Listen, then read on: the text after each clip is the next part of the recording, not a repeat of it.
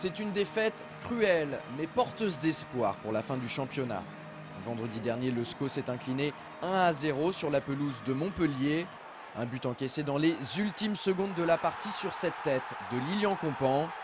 Alors même si Angers s'est une nouvelle fois incliné, les hommes de Jean-Louis Garcia ont fait preuve de courage, de solidarité et d'abnégation au cours de ce match. Malheureusement, au final, ils n'ont pas été récompensés de leurs efforts. La série noire continue. La roue ne tourne vraiment pas dans le bon sens actuellement, mais il faut persévérer. En tout cas, il faut continuer avec cet état d'esprit.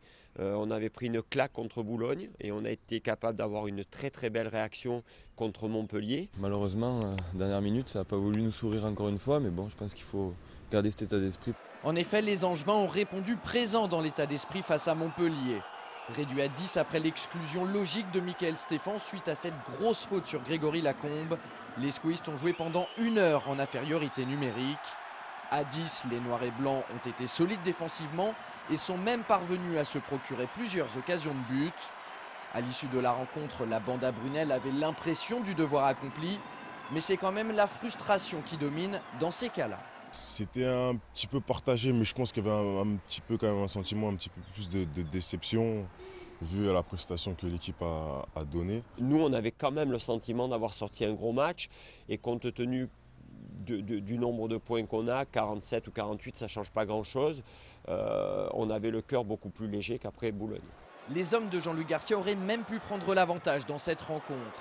À 2 reprises, Charles Diers se met en évidence, mais en face, il y a Johan Carasso, international espoir et frère de Cédric, le gardien toulousain. Le SCO aurait aussi pu repartir du Languedoc-Roussillon avec une addition plus sévère. En première période, Montpellier aurait dû bénéficier d'un pénalty suite à cette faute de Martin Fall sur Karim Aït-Fana dans la surface de réparation. Quelques instants plus tard, Mickaël Stéphane repousse une tête de Marvaux sur sa ligne. Et puis vendredi, un joueur a permis à son équipe de rester dans le match jusqu'au bout. Ce joueur, c'est Jean-Daniel Padovani, auteur d'une énorme prestation dans les cages angevines. Le portier d'origine perpignanaise a réalisé plusieurs parades de grande classe, notamment face à Aït-Fana ou encore sur ce coup de boule de Marvaux à bout portant.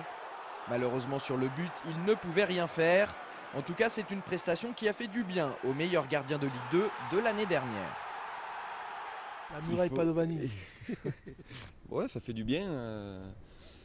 J'ai passé 2 mois difficiles, donc c'est sûr que ça fait du bien de sortir un match comme ça. Comme j'ai dit, on me parle d'exploit du match contre Montpellier, mais bon, moi je sais que je suis capable de faire ça à tous les matchs. Maintenant, voilà, j'ai pas eu cette réussite-là pendant les 2 mois où j'aurais dû l'être. Donc bon, c'est vrai que ça fait plaisir. A noter également l'attitude inadmissible de Roland Courbis, auteur d'un geste obscène envers Jean-Louis Garcia juste après le but de son équipe. Résultat, le coach héroltais termine la rencontre en tribune, ce qui n'empêche pas sa formation de l'emporter 1-0. Angers enregistre sa 6e défaite en cette rencontre et perd une place au classement. Le SCO est désormais 8e avec 47 points. Prochain rendez-vous pour les joueurs de Jean-Louis Garcia, vendredi 8 mai avec la réception de Metz.